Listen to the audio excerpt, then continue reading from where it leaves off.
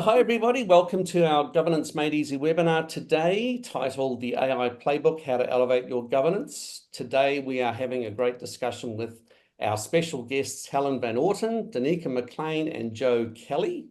My name's Sean McDonald and I shall be your moderator for the next 40 odd minutes. Firstly, as always, thank you so much for attending. We always appreciate the effort you make to be here for our live events. During the session, if you have any questions for the panel, please use the Q&A button on your toolbar, and we'll be answering as many of these as we have time for during the session. And finally, if you stay through till the end, which of course we hope you will do, and as is customary for our webinars, we have a special treat for you. By answering our really short 1-minute survey at the end of the webinar, you'll go into the draw to win our beautiful gift hamper worth over $400. And last week's winner was Sue Gill from Wellington Netball. So congratulations again, Sue, and thanks for leaving your feedback on our survey. Now, for those not too familiar with Board Pro, we are a board software provider, sometimes called a board portal, and we serve just around 30,000 users in about 39 different countries. And we enable organizations to prepare for and run their board meetings more efficiently and effectively with less time and deliver more impact and value for the organization. And as much as we're a board software provider, part of our wider mission is to make the fundamentals of governance free and easy to implement for all organizations, especially those with resource constraints. Now, just sit back and relax. We have an email coming through to you. It might be later on this afternoon. Failing that, it'll be first thing in the morning. And it'll include a copy of the slides, a recording, and a copy of the transcript. So just relax and sit back, ask as many questions as you would like. I'd like to now have Helen, Danica, and Joe introduce themselves, starting with, let me think. Oh, you're first on the list, Helen, so away you go. Beautiful. Kia ora, everyone. I'm Helen Van Orten. I'm a professional director and board chair across a number of organisations in New Zealand and in a range of different industry verticals. I also run a couple of other companies, both of which heavily leverage AI. So I'm using it every single day, and I just am so obsessed with its transformative power for both my own organisations, but the organisations on which I'm on the board. I'm the managing director of Directly, which is a consulting and training business where we actually empower boards and executives to lead with confidence in the AI area. So we offer training, insights, governance tools to help you take that complex technology and turn it into a strategic advantage. We do essentials training, AI masterclasses. I do keynote speaking and various other things. My background, back in the day, I did part of my degree in computing, went away, did a whole career across a whole load of different things. And then in my final exec role at Vodafone, I actually ended up, as part of that, having digital care and automation. So got heavily back into that world with digital humans and chatbots and RPAs. And then obviously in my board career and in my consulting career, I'm using AI all of the time. So excited to share some of the insights with you. Thanks, Helen. Danica, you. Oh, kia ora koutou, everyone. I'm Danica McLean from Board Administration Services. I'm a certified company director and a company secretary. I started my company back in 2018, offering bespoke professional services to boards, from minute taking through to consulting and governance advice, taking what I've learned at an enterprise corporate level and bringing that down to the kind of SME, privately owned family business level. Thanks, Danica. And Joe? Well, I could probably just be brief here because Danica and I basically offer the same service. So yeah, right. board secretary staff, and we've got a team of 8 of us, and yeah, just like Danica, offer everything in the governance space, from basic minute taking, etc., through to policy reviews, charters, all that stuff. Fantastic. Thanks, team. So back to you, Helen, or over to you to get things started. Beautiful. So we're starting here with a quote from Mark Cuban, who most of you will know, very wealthy guy. If you don't know AI, you're going to fail, period, end of story. So that's a pretty profound sort of starter to come in at. But the speed with which AI is transforming organizations is huge. A lot of organizations are talking about it. Not many of them are yet deploying it really effectively, but the ones who are starting to create a significant gap between themselves and their competitors. There is a huge advantage to be taken for those companies. And I just want to spend a bit of time today talking about the governance side of that, because we're not going to get into the deep detail of the technology and LLMs and all of that stuff. This is from, as a board role, where can you actually really play into that space? Before we go on to this slide, I'm just going to ask Danica, what do you think the main reasons that boards should start using AI would be? I think you just need to get on the train. Like, it's naive to have your head in the sand and ignore AI. It's such a fast-moving, critical advancement in technology. You'd be crazy not to investigate the way that you could use it in the company for efficiencies and use it for yourself as a director. How you can use it even in your own personal life is just really important to be aware of what's out there. Beautiful. And Jo, what role do you think curiosity plays in embracing AI? I think it drives individuals and organizations to, I guess, explore and understand and leverage the potential that is there. There's a lot of time efficiency to be had and streamlining of tasks. And that's not just in the governance realm, that's in every day, which I'm sure you'll talk to, Helen. But I think the disclaimer is that generally, if the AI product is free, then you are the product. And to kind of make sense of that, they collect every piece of data, right? And social media platforms are a good example of that. Facebook, Instagram, TikTok. So it can assist with all your ethical and legal compliance, but you have to be curious enough to find out the secure platforms, etc., that all work for you as a starting point. Yeah. I think that's a really good point. And there's a whole webinar that we could do around AI risk and making sure that you're managing it and ethics, etc. Exactly. But today we're a little bit more talking about how we're using it in our day-to-day boardroom practices. So I'm just going to talk a little bit. So on the slide here, you've got a group of directors sitting around looking at a dice on the table. Those observant ones amongst you will notice that the dice has got a number 5 on every side. Had a really interesting conversation with AI trying to get to a picture of a boardroom table with a dice that showed multiple faces.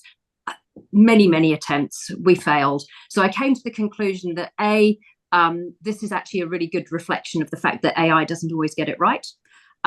It also is probably a good reflection of the fact that boards quite often have groupthink, so we all see the same perspective.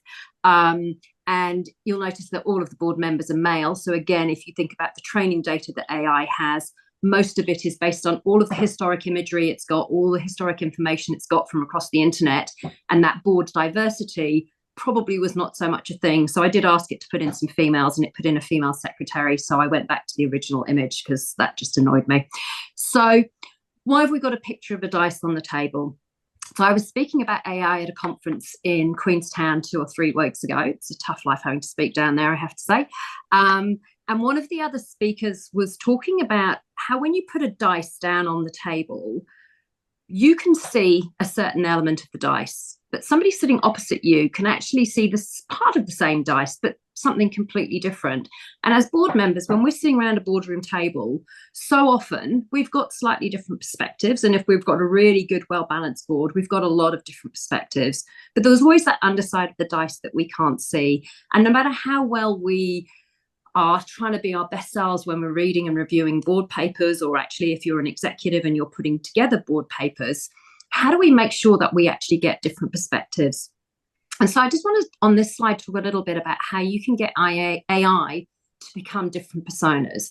I want to just preface this and say, I am not suggesting that you put your board papers into ChatGPT to get it to do a review. Please don't do that. If you are within an organization, if you're on the exec team, you're putting your board papers together and you're in an environment where you've got Copilot, that's fine. You've got all of the data there. It's secure. It's within your own environment. But as a board director, how do you actually look at things with a different lens, a different perspective? How do you get AI to actually help you uncover hidden risks or be more innovative? And the trick is to actually start using it to put on different hats. So if I just give an example, we've got a strategy day coming up for one of the boards that I'm on in a few weeks' time, and there's a couple of things that we've been looking at as major projects for investment. And of course, you've got your financial perspective, and you've got the competitive perspective, etc. But actually, one of the things that I've been doing is saying to AI, okay, you are Director GPT. You are a innovative director who really wants to take risks and grow the company really rapidly. What's your opinion of this project, with a very generic project that we've talked about, and just sort of giving it a small amount of context about the organization, but not the name. But then again, you can go out and you can ask it a different question. So just answering that question in Copilot is pretty secure for data protection because it's in your own managed environment at work. You could get it to put a regulatory hat on. So look at this proposal from a regulator's perspective, and what are the issues or concerns that a regulator would have? Or from a customer perspective, what lens would they take? Or again, the financial perspective. So there's a whole load of different views you can get ChatGPT to come up with, or whatever, Claude, whichever one you're playing in, to actually start thinking about how you can basically gain more perspective, gain more innovation. It actually is just a really great way of seeing things through different lenses. And if you think that this is kind of out there and no one's doing that with GPTs yet, there's already a couple of examples. So in Australia, because we've got a lot of people on from Australia, Alice is the robo director at the Real Estate Institute in Australia, and she's already part of board meetings and adding value. And they're actually, because of the environment, they're putting the board papers into that. And IHC up in Dubai have got Aidan, who's their robo director, and they're actually using that director to come up with challenges, thoughts, because of the environment. They're putting an awful lot of information into it, and therefore they're getting it to do strategic analysis at a much deeper level. One other just thing, sorry, I'm trying to watch the questions, and I'll come back to the questions just in a second. But I've lost my train of thought, so I'll go to questions now. If I can't figure out what this isn't a dice, you're a director, whatever it produces, still a combination of words and standards. You are absolutely right. And one of the key things that we'll talk about, Jeremy, is the fact that we should use AI as a co-pilot, not on autopilot. And it's so easy to get lazy because it does come across as really smart, right? But we need to use hybrid AI, and hybrid AI is that blend of human intelligence and artificial intelligence, and use that to get the best outcomes of both. If you go onto autopilot, you're suddenly not going to be a very good, not going to be having good conversations, because you can't get it to do the thinking for you. And whenever I ask it to create something for me, I'm like, yeah, that was quite good, but I need to add this and the nuances and that human-centric thinking. So, Helen, we have a couple of questions on security. I just thought I'd throw it out there to the team. Tony asks, how secure is Copilot for data protection? So Copilot will be sitting, if you're in your organization and you're in a Copilot environment, then you've got all of your data in there. If you think you've got Microsoft Word, you've got Excel, you've got PowerPoint, so all of your company data is in there. And within that Teams environment, you've also got, if you're SharePoint. So Microsoft have actually literally in the last 5 days have announced that they are putting an agent on top of SharePoint. So that's going to be really cool and exciting. And I don't want to go off on a tangent today and talk about that, but the opportunities for agentic AI are going to be huge. And again, today we're trying to talk about governance, but secure is the answer, as long as you've got your company set up in a secure space. So Phil asks a question, what in your opinion is the best way to start as a novice board for AI? That is a great question. Funnily enough, I wrote an article about this on my website a couple of weeks ago, and I might share that with you, Sean, and you can put it on the Board Pro website as well. Just start. The biggest mistake people make with AI is they just don't get started. So for your own training and knowledge, just start literally 10 minutes a day, just go on and play and ask it a few questions, whether it's about a strategy that you've got coming up, just give it a bit of context and say, hey, what do you think, and see what it says and get into conversations with it. One of my favorite uses for AI is I have the paid version, so I'm not training the model. And I actually, you can have a conversation with it. So when I'm on my way somewhere in the car, I'll be saying, hey, can you just tell me about this book that I haven't had a chance to read? And I want to know what the key insights are and how can I apply them in this context? And literally just have a conversation with it and start playing. And you'll very quickly realize you don't need to be this big techie engineer. There's no coding. If you can talk, you can use AI. And in a governance perspective, I would say the best thing to do is to get me and come and talk to your board, and I'll give you the sort of the 1 to 1.5 hour overview of everything you need to do. Can't fit that into the next couple of minutes, I'm afraid. But that is a big piece of the AI training that I do for boards.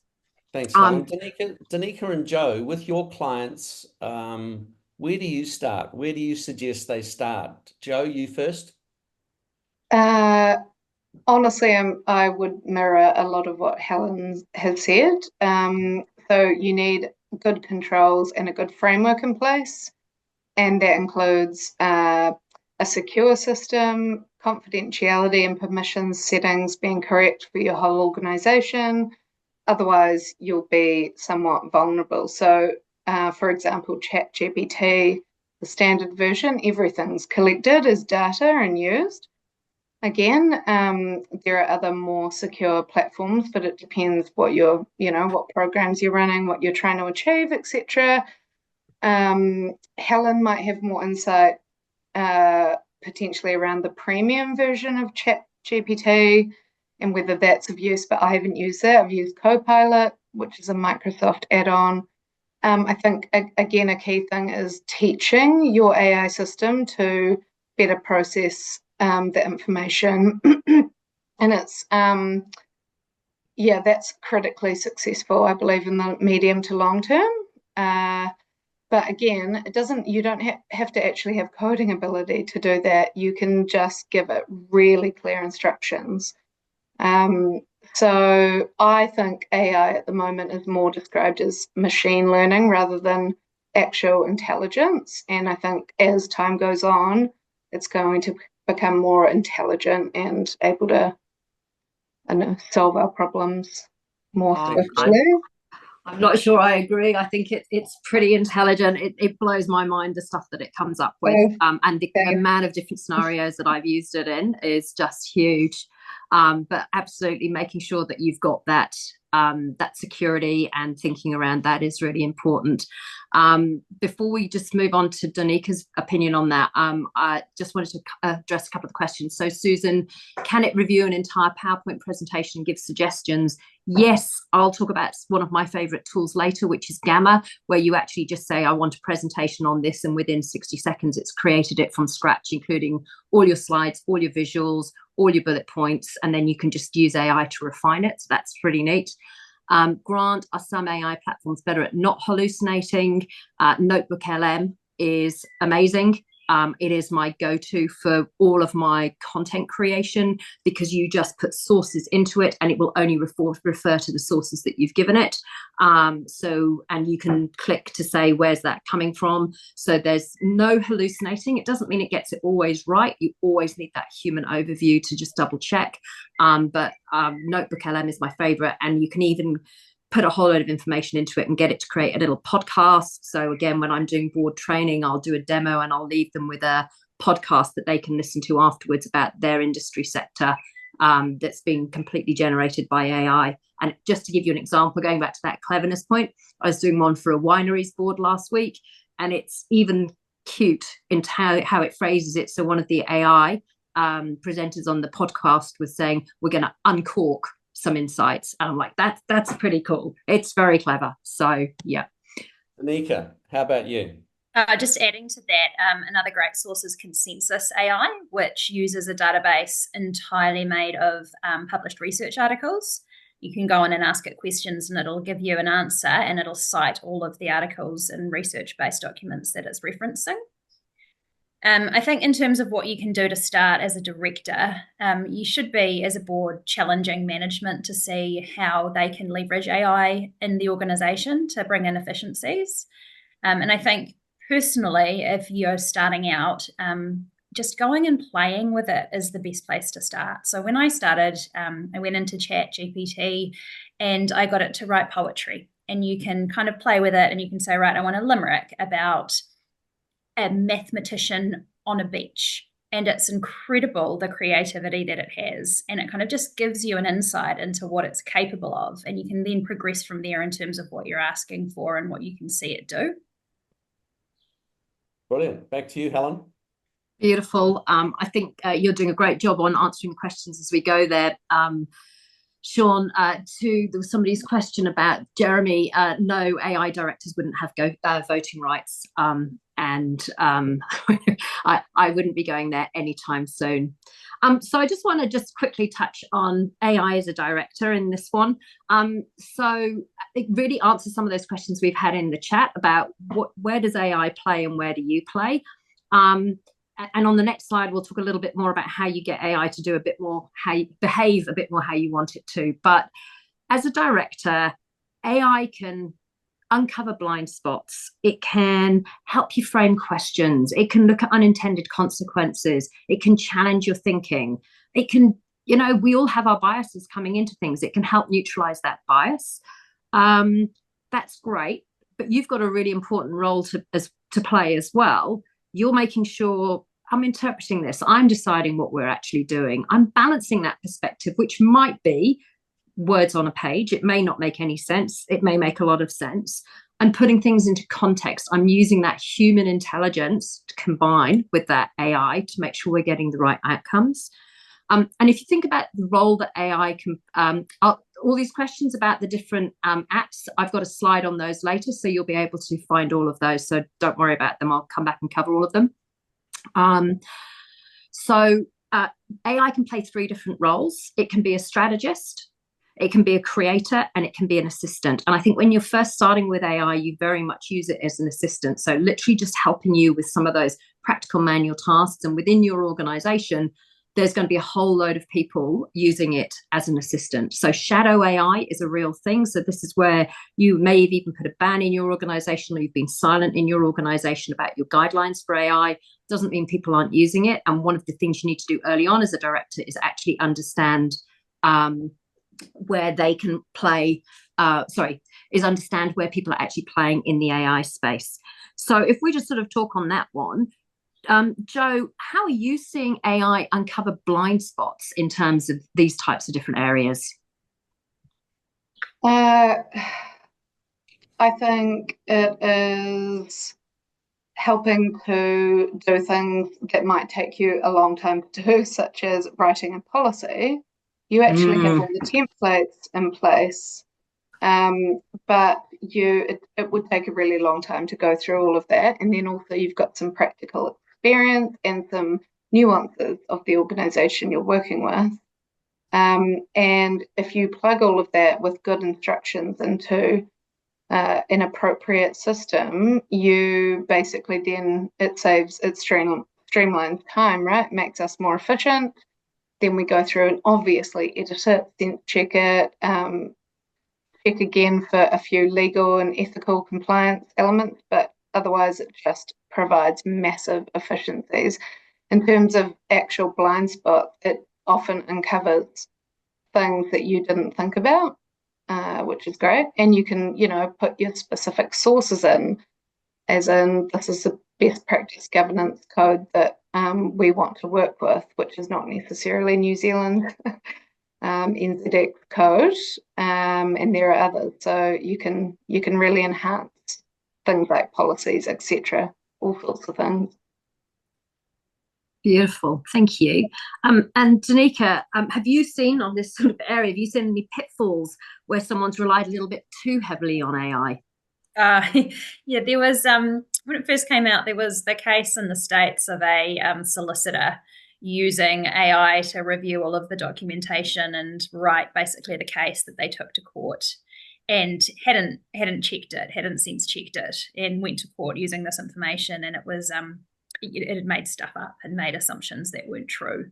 So I think that's the biggest pitfall, is people not, taking it as gospel and not actually using their brain to sense check things and understand that it's not always going to be accurate. I think Jo Cribb wrote an article in the New Zealand Herald last week, and she had a great analogy around in navigation systems in the car, kind of saying, Google Maps is incredible and it's changed our lives, but you wouldn't trust it to drive the car. And I think that's the way, that's a really good view AI. Tesla's trying to persuade you that you should, but yeah. Yeah, beautiful. Okay, if we can jump onto the next slide, please, Sean. Mm-hmm. So this is I've seen this different analogy about how you treat AI to get the best out of it, but this is my favorite one. So it's, when you get that newbie graduate and they are the most enthusiastic and eager to please, and they're really smart, and sometimes they go out for a night on the town and they're a little dusty the next day, and they're not always doing quite what you want them to. You wouldn't get a new grad to write a board paper and then just send it through to the board. And to Danika's point just now, you're not going to just get AI to do something and then go with that. So the better the instructions that you give AI, the better the outputs. And there is a whole craft around prompt engineering, which is actually part of the AI masterclass that we're running in February with Board Pro, which actually teaches you how to get the best out of AI. But the more context you give it, the more detailed instructions you give it, the more clarity around the output that you want from it, the better outputs that you are going to get. But actually that constant review, refining, feedback, really important to keep doing that so you're getting the best outputs from it. And then that final point, it's going to hallucinate, it's going to make mistakes. So you always need to have that human oversight to make sure that you are delivering the best human blend of artificial intelligence. So yeah. Jo, I just want to, as we're talking about ChatGPT or any other AI at the moment, what's your favorite use case for ChatGPT? I would say it's been a repetitive case where, for board meetings in general, it can be useful, but with an AGM, I've found putting all the relevant detail, just as you've explained, and Donika, etc., has elaborated on, putting your agenda in, putting your minutes from the last time, and giving some specific instructions. You can do an entire AGM, etc. Other documents as well, but you can produce an entire AGM's agenda, the draft minutes, again, just streamlining things. But again, you have to have the right protocols and knowledge in place and be able to, you've always got to edit it. It's never a perfect product. But that would be a really good example of where we've saved a lot of time, clients. That segues nicely into a couple of questions, Helen. One that's come in from an anonymous. Any thoughts of the role of AI in assisting with first draft of board minutes? This is a question that we get hundreds and hundreds of times. Yes. Yeah, it's a really interesting one. So my biggest comment about that is capturing the data. So, a lot of people use Otter AI. Teams has got an AI recording capability. None of the boards that I'm on are using it yet. But we're all talking about it. And I think our biggest concern isn't the fact that it can't capture the minutes in a first instance. There would be a significant amount of nuance and human overlay that would take those minutes from being capturing the intent of the meeting to actually what the board wanted to have captured, because they're not always necessarily the same. How do you know that it's secure is a really, really big question. And then in terms of discoverability, I think that's a really big issue for boards. So, if it's discoverable, if it's the recording is available from that conversation that we have, if we end up in court over something that is an area that directors can be liable, is that recording available? And is that something that we would necessarily want to be shared. So one of the boards that I'm on, we're just about to start using it, but we've had the conversation that there will be certain conversations where we will switch off the AI because we don't want that conversation recorded. Don't worry, we're not doing anything dodgy, but it's just, you know, some of the stuff that's got that legal protection around it. So it's a challenging one. I'm still leaning away, but I'd be really interested to know what Joe and Danica have, because they'll be using it in their roles, I'm sure. I think our answer will probably be the same. So Danica, take it away. Yes, absolutely. But you need to be careful. You have to have guardrails in place. I think you still need to be taking notes as a board secretary in the meeting, because you absolutely can't rely on it to give the right level of detail and nuance. It'll make suggestions that aren't relevant, and it'll exclude other information that is relevant. You know, if you're recording and transcribing, it often mishears people, especially here in New Zealand with our New Zealand accents. But what can be useful is if you take your own notes and put it, you know, cleanse that there's no identifiable data, give it to AI and ask it to help summarize. That's a good starting point for your minutes. And certainly drafting the minutes, if you're not using a portal like Board Pro and you're just using Word, it can put all of the agenda items in and kind of put the resolutions in and give you a starter for 10.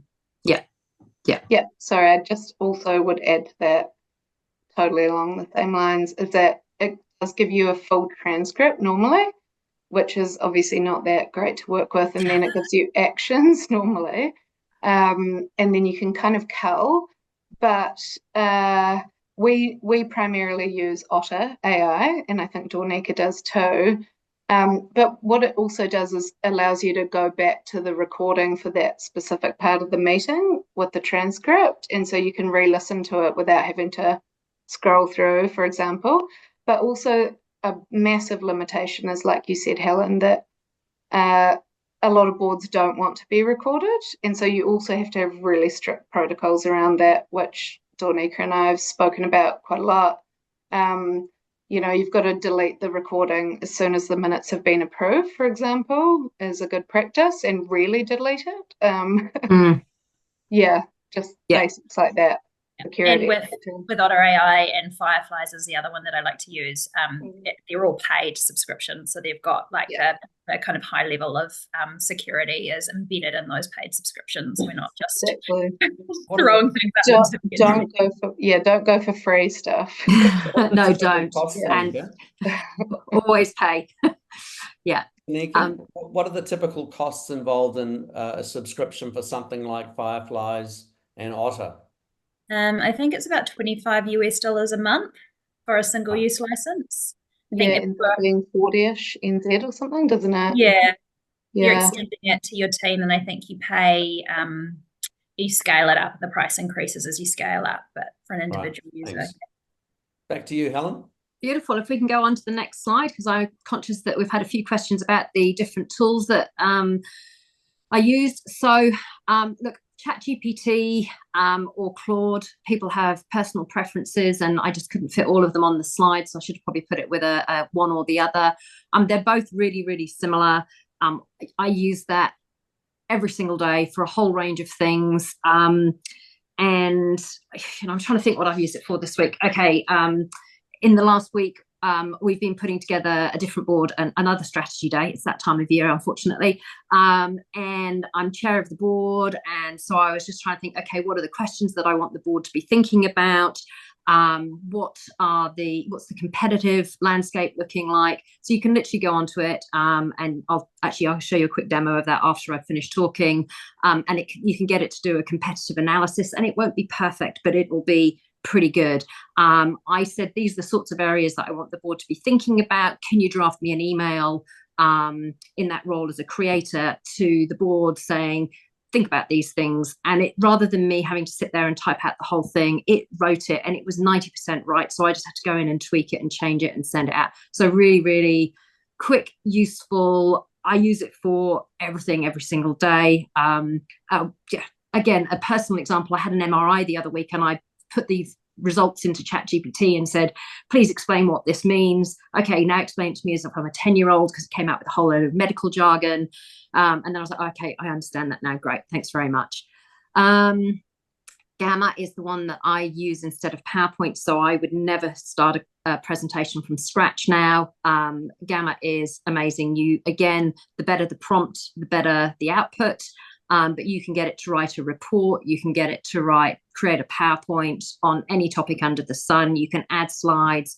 You literally talk to it through AI and it just creates it. And you go, I don't like that picture. Can you change it? Or actually, I don't like the layout of the slide. Can you make it into table forms? Again, it doesn't always get it right. I was doing something on strategic pillars the other day and it couldn't work out 5. It would only do 4 side by side. So again, all of these tools are good. They're not great. They're not perfect. Please don't rely on them 100%. You know, they come with warnings around them. Gamma is free. Yes. All of them are free, but if you pay, you get better outcomes. So Gamma, if you pay for it, you can save the stuff without the Gamma logo, and you get a lot more volume to go through it. I think it's quite limited, the free plan.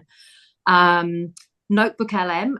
So Notebook is it's been around for a while, but this podcast thing I was talking about earlier has only been sort of quite a new piece.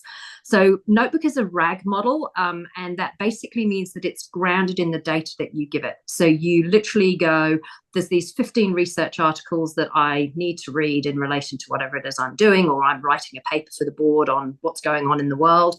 You give it those research articles, and it will only look at those articles to create the outcome. So can it still hallucinate a little bit? But it is much, much more accurate, because it's not going off on this World Wide Web search effectively, or the model version of that. It is only looking at the papers that you've put into it. So you can get a much more tight and tailored response to your questions. And then Perplexity, I saw someone talking about that in the comments earlier. So, I mean, I don't ever use Google anymore, or very, very rarely. I would go to ChatGPT or to Perplexity, and Perplexity is kind of like an AI-powered Swiss Army knife.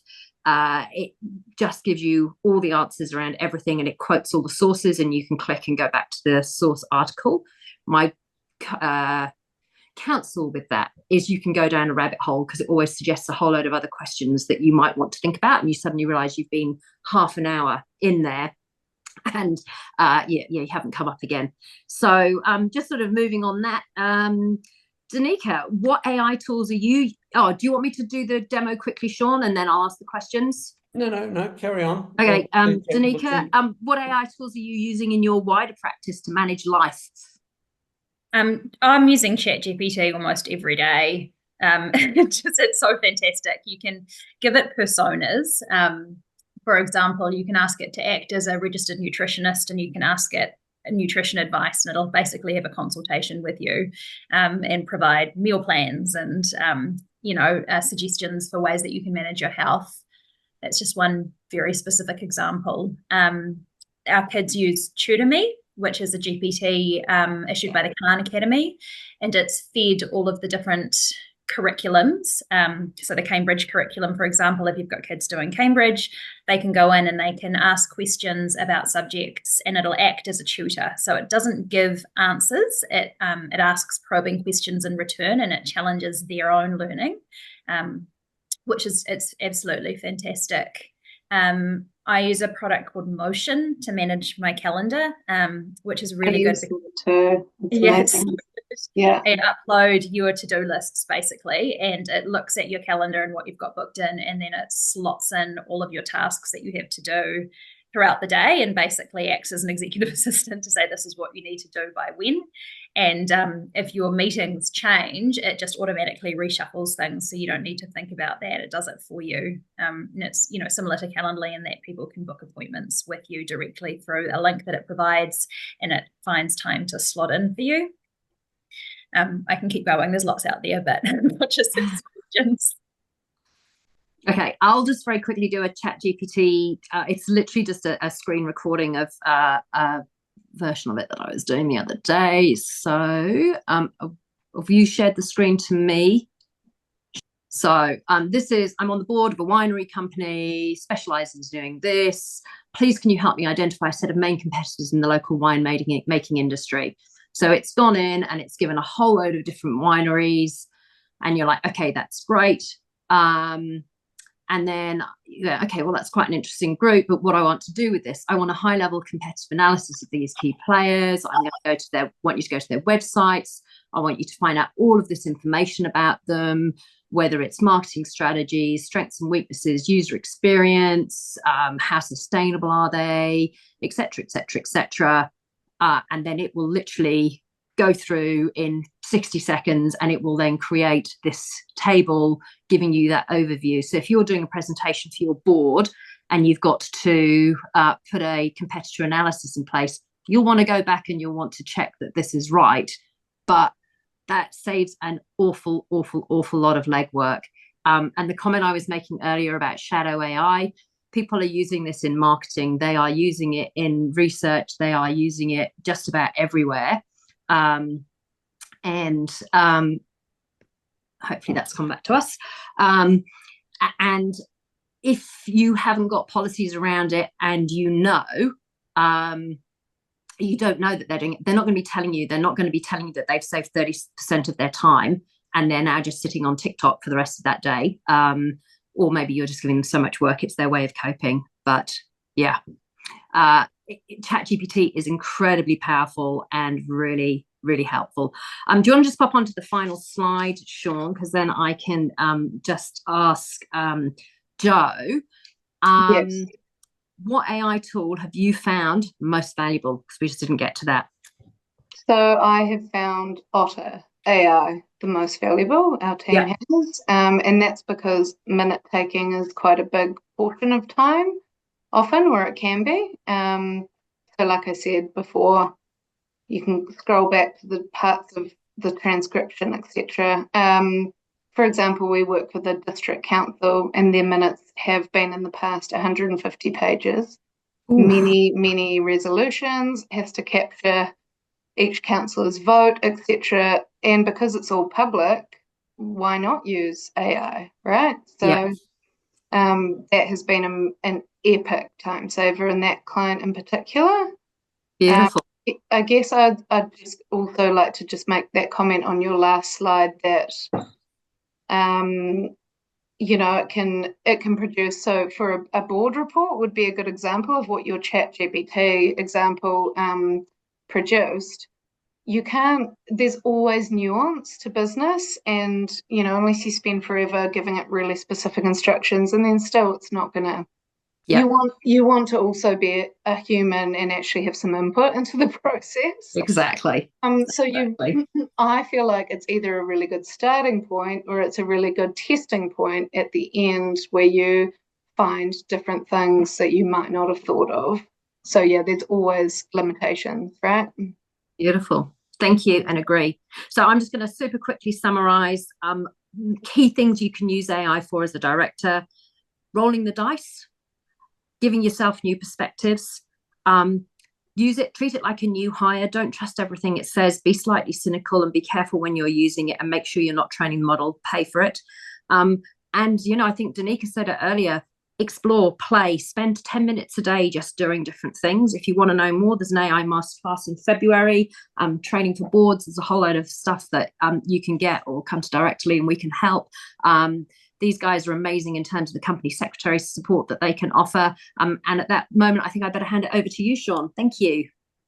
Feel free to connect with our presenters today, everybody. Jo, Danica, and Helen on LinkedIn. I'm sure they'll appreciate your connection. We have a whole range of fantastic topics leading up to the 19th of December as far as our free webinars are concerned. So have a look on our website for all of those. You'll receive an email from me now. It'll be later on today, which will include a video of today's webinar, including the presentation slides as well, and also a copy of the transcript, so you can get all of that great detail. So just as you leave the webinar, don't forget to finish or complete our 1-minute survey. It's really short, to go into the draw to win our gift hamper. I'll announce the winner for that later on this afternoon. So thanks again for your attendance, everybody. I hope you enjoyed the session with Helen, Danica, and Jo. We look forward to seeing you at our next webinar, everybody. So have a fantastic day.